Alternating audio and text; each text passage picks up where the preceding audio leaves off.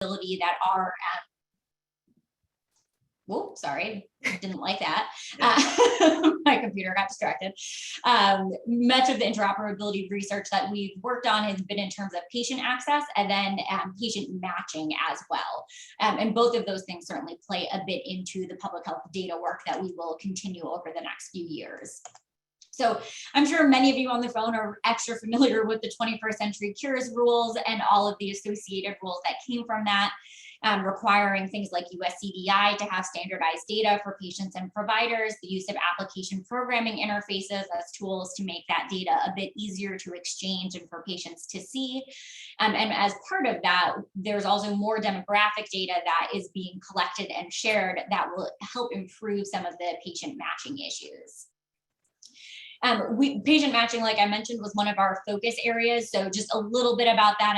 I know certainly in HIEs that can be a challenge. I'm sure all of you know that that means linking individuals' records from different hospitals or providers' offices, often on different EHR vendors, and that up to half of the time those records are not matched in transfer successfully. So we have done a fair amount of research into opportunities to improve patient matching because of these big implications. Certainly it drives up costs, mistakes can harm patients.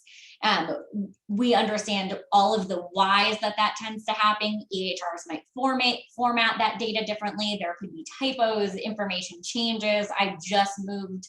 Unfortunately, alerting my healthcare provider of my new address was not on like my top 5 list. And I do this, I know that's important, but haven't done that yet. Missing information as well. So all of these things can certainly contribute to missing information in patient records.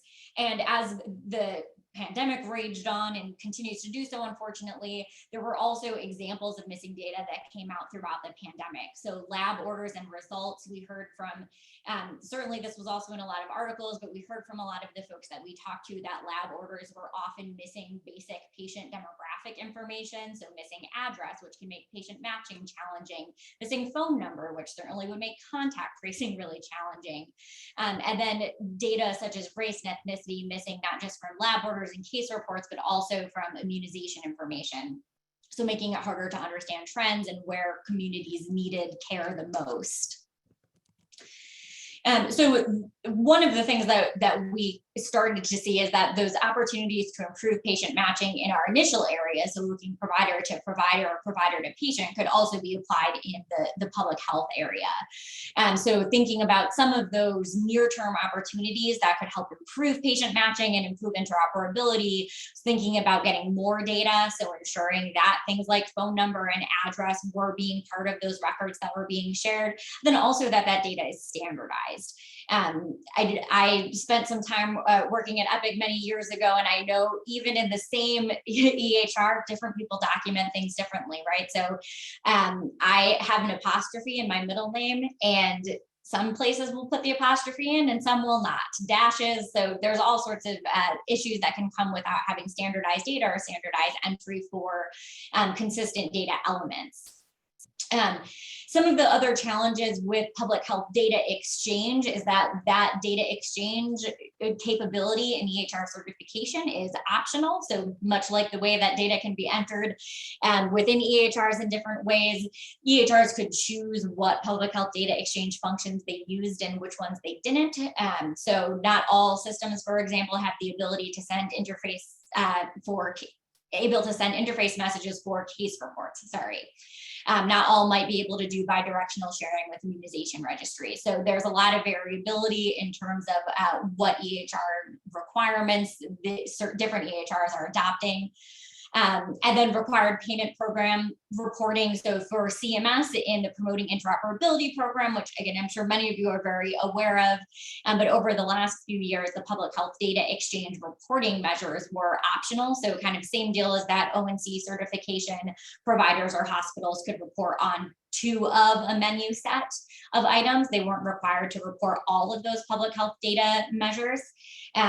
Luckily, in the inpatient prospective payment systems rule, so the one that affects hospitals are now required to report all 4 as of 2022. So we'll be getting a little bit more data on public health data exchange from hospitals. We're still waiting on that final rule on the physician side to come out over the next few weeks. But then, of course, there are also state policies that come into play for public health data exchange. As again, you all in California are certainly well aware of how those policies can impact the practice of data sharing, both between providers and patients and between providers and public health. So another research tool that Pew used right at the beginning of the pandemic, we conducted the survey last June of 2020 in partnership with Public Opinion Strategies and Heart Research. So that this survey went out to slightly over 1,200 adults aged 18 or over. And what we were hoping to collect from those individuals were their feelings about data exchange between providers. So if they see multiple providers, how they wanted that data exchange there, how they wanted access to their own data, and then if the pandemic had affected their opinions on any of that. So we heard from a majority of those respondents that they want to be able to download their health information to different health applications. Perhaps unsurprising to many, younger adults were more interested in downloading that information and using third-party apps to access that information. Education was also a factor, but one surprising factor, or one surprising element that was not a factor, was chronic health and caregiver status. So we expected if an individual saw a lot of different physicians and needed that information shared between them, that might increase their opinions about how that data should be shared, but that actually wasn't a factor. As you can see though, since a majority of those respondents wanted to be able to download their EHRs anyway, it was just a very common opinion. You also see here more than 8 in 10 adults supported enabling providers to share information between their EHRs when they were caring for the same patients. So of course, there were some concerns specific to billing.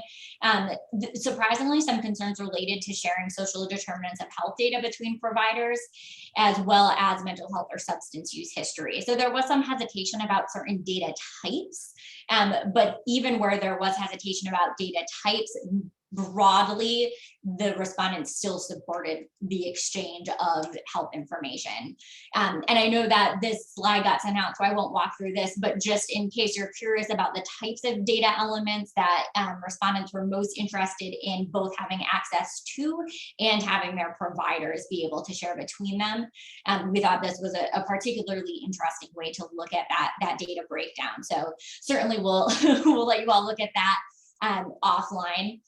And then from a patient matching perspective, for those of you who don't live and breathe patient matching like I do, there is a current federal funding ban against being able to use any federal funds to create a national patient identifier. So that's been around for quite a few decades now. In 2019, a bill passed the House that would remove that funding ban, but it never made it to the Senate. So that funding ban remains in place. An interesting data point from this survey is that the broad majority of respondents support removing that ban and allowing federal funds to be used to improve patient matching. That was also pretty consistent majority support across party identification, which is just a good data point to keep in our minds, that it still is a common feeling that this is a big enough problem that the federal government should be putting some money towards fixing.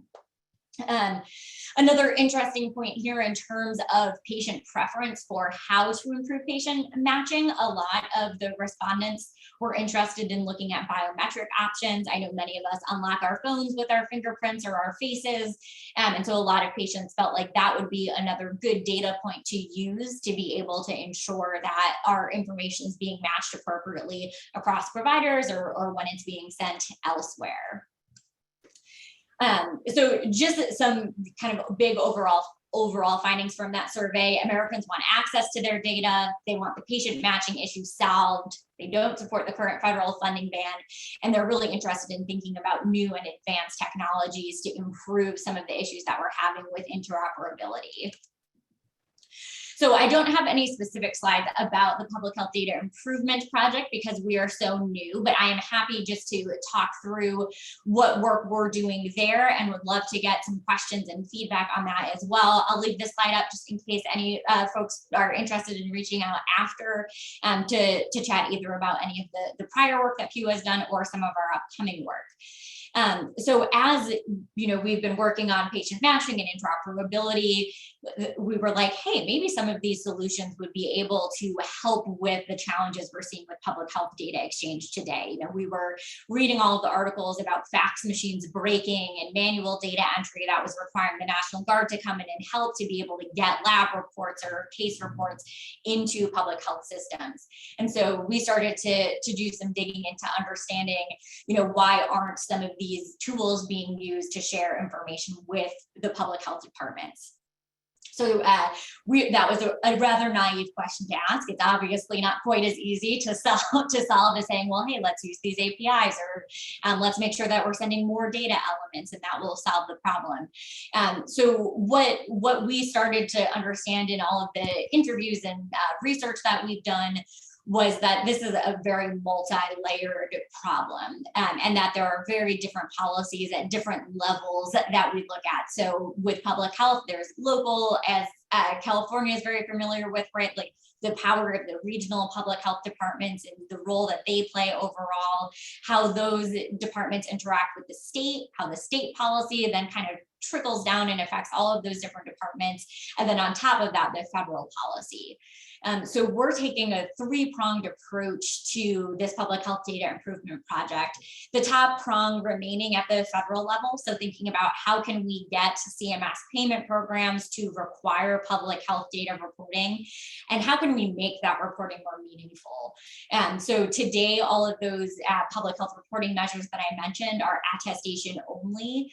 So all providers or hospitals have to do is say, yes, we are sending this information. And when they say yes, that could include they've reached out to the public health department. I'm sure many of you are aware of that, right? So they could be on an implementation list somewhere. They could have simply expressed interest. They could be manually entering information into an electronic system in some states. That counts as well. So there's a lot of variation in terms of what a yes attestation means there. So one of the first projects that we're working on is the development of more robust public health measures that would include numerators and denominators and allow CMS and others who are interested to have a better understanding of how that data exchange is working today. Is it complete? Is it quality? What is the volume depending on the size of the hospital or the size of the provider practice? All, you know, things that you cannot glean from attestation only measures. So that's one of the federal lines of work. The other is related to ONC and EHR certification, like we mentioned earlier on in the presentation, making sure that the EHRs all are required to do these public health data exchange functions as a product of their certification. So no more menu sets to be able to pick and choose, but instead saying you must be able to exchange data for all of these public health use cases. And so those are our kind of federal policy activities. On the state level, what we're hoping to do is work with 3 to 5 states. So start a little bit smaller and work with those states to update policies that will require reporters to send data to the public health department electronically. One of the first research projects related to that we're just pretty close to wrapping up is doing an initial scan of understanding all of the policies that are in place across all 50 states, as well as a few larger local jurisdictions, to see, you know, what is required today, what are the transmission methods that are offered, and see, you know, where are we requiring electronic reporting already. A spoiler note on that is a lot of lab reporting is required to be electronic, but in very few other scenarios is it asking for electronic reporting. And then work with those states to update policies to require that electronic reporting for other use cases as well. And then kind of our third line of work in the public health data exchange world will relate to working with states who have done a really great job of not only ingesting electronic data, but then using that to inform their public health activities. So I know one of the use cases that that has come up in the pandemic a lot is states who have been able to take immunization data and then find communities that are, below certain vaccination rates and maybe do door-to-door drives or do community-based, flu outreach to make sure that we're getting flu shots as well in those areas. So we were hoping to find some case studies of really great practice for how data is used, and put together some case studies too that we would be able to spread to other states.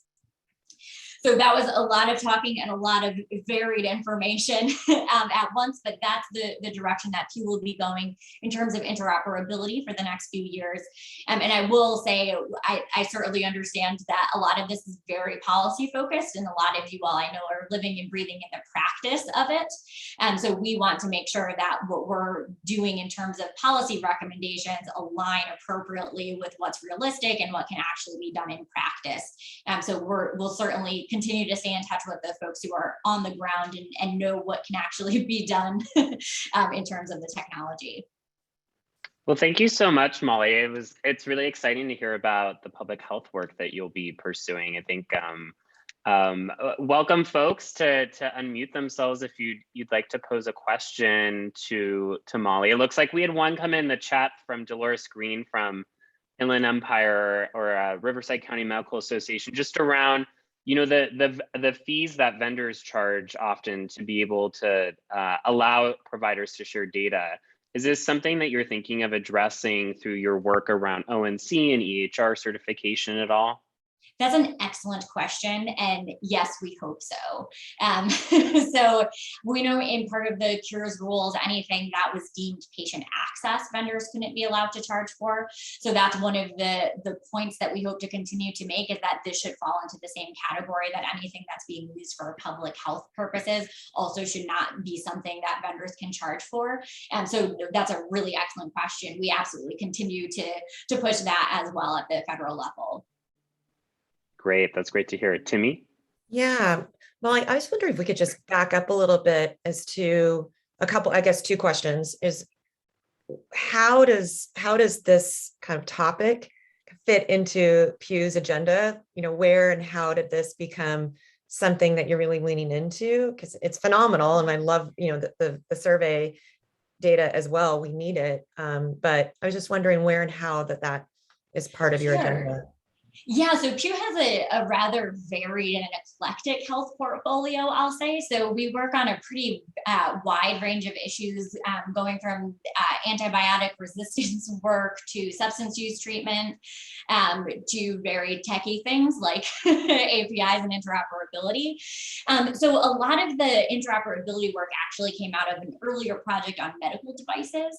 And so the work that we started in medical devices led to a lot of the importance of certain data elements being exchanged consistently, which led to interoperability as a whole. And then the public health work truly did grow out of that, the pandemic, and saying we have all of these solutions that we're attempting to put in place for provider to provider exchange. How could we utilize the existing technology to serve this additional use case?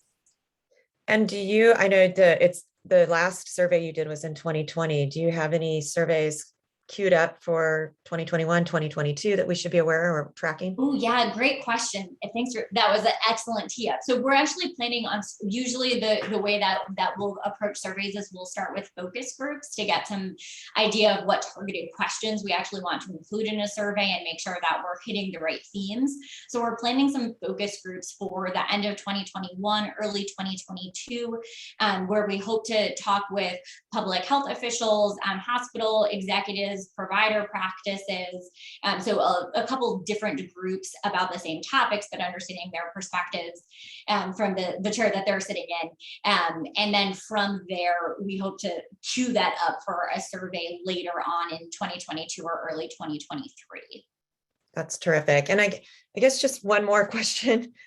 Please feel free, everyone, to chime in too. But I'm kind of intrigued on the marriage between your public health work and your EMPI work. Mm-hmm. And it has come up recently in our coalition that the way the state right now is approaching getting immunization data out to health plans and also other HIEs is by query right now, or Ah, send us a panel and we'll send back to you that data, which we know is, 50% at best matching. And yet we know other states are relying on robust HIEs to do that patient matching on behalf of the state. And I was wondering if you're looking at that nexus at all and can like hold that up as a model for us.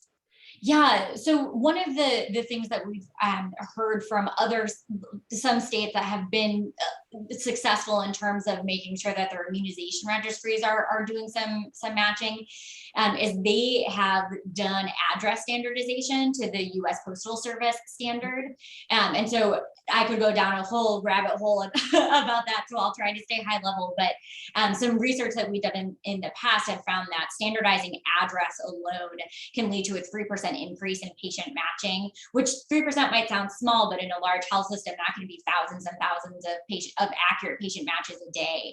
And so the immunization, the ARA, and I always confuse their acronyms, like the American Immunization Registry Association.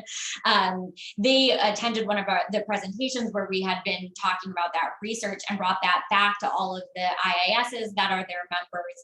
And I think it was about 30 different IISs started using that USPS standardization tool.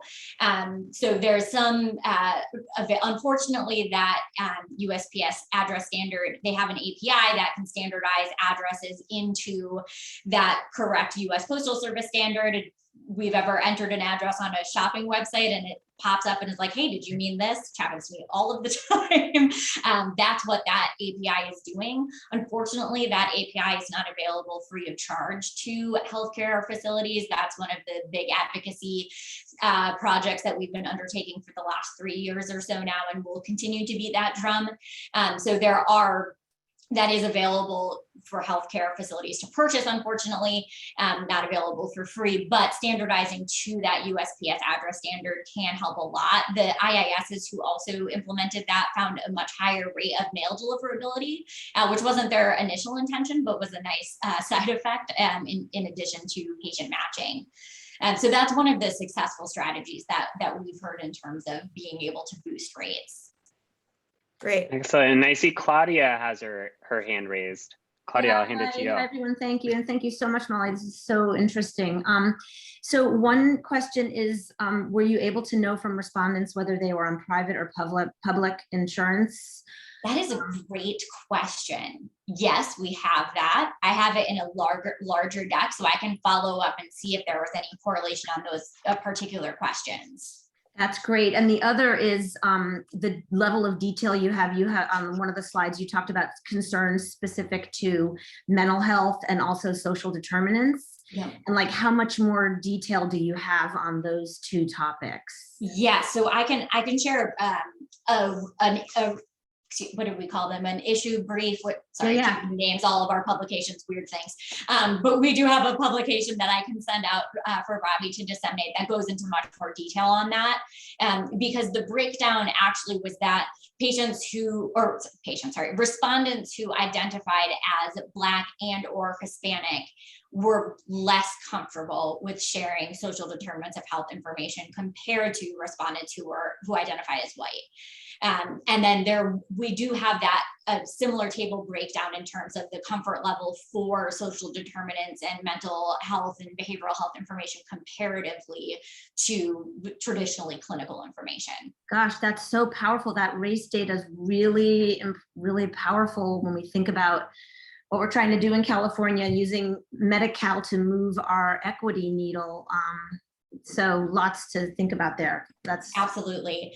And that's the moment where you wish that you could like ask follow-up. Obviously that's harder to do in a survey because we didn't get a lot of that context related to why individuals weren't comfortable with that. There's some that I think I have in a larger decks hidden somewhere that I can pull that might be relevant, but I'll absolutely send along the report that we wrote on that. Thank you so much.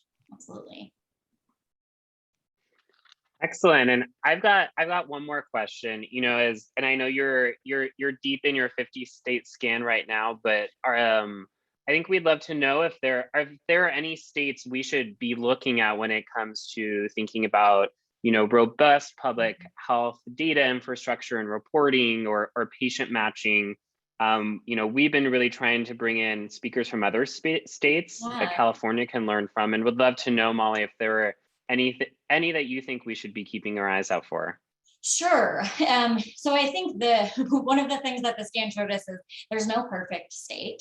Every state has some work to do in one or multiple of the public health areas. I'd say that in terms of some of the success stories that we've heard from, Washington State and Utah stood out specifically. New York City is also a really interesting one. They have some and I'm sure similar in California too, right? Where like LA County and some larger areas have some different policies from the state, but New York City has some different data sharing policies than New York State. And so there's some just really interesting interplay happening there. And the city is getting some really really great syndromic surveillance data that the state as a whole does not have. So that might be an interesting one to look into as well. Excellent. We'll make sure to follow up on those. And I think New York has certainly been one that we've had on our radar, given their kind of robust infrastructure there. Yeah. I'll say yeah, Utah's a really interesting one because they've got some really big facilities that drive a lot of the practice there. So they're a good one to pick the brains of as well. Excellent. We'll make sure to follow up on those. Well, thank you so much, for your time this morning, Molly. We invite you to stay on if you'd like. We'll be covering some other state items, but thanks so much for all your great work, and please keep us apprised of any developments. We'd love to have you back to report out on your findings from your scan and more about what's to come, especially with your public health work. Absolutely. Thanks so much for having me. No, of course. Thank you. Awesome. And with that, I'll turn it back over to Timmy.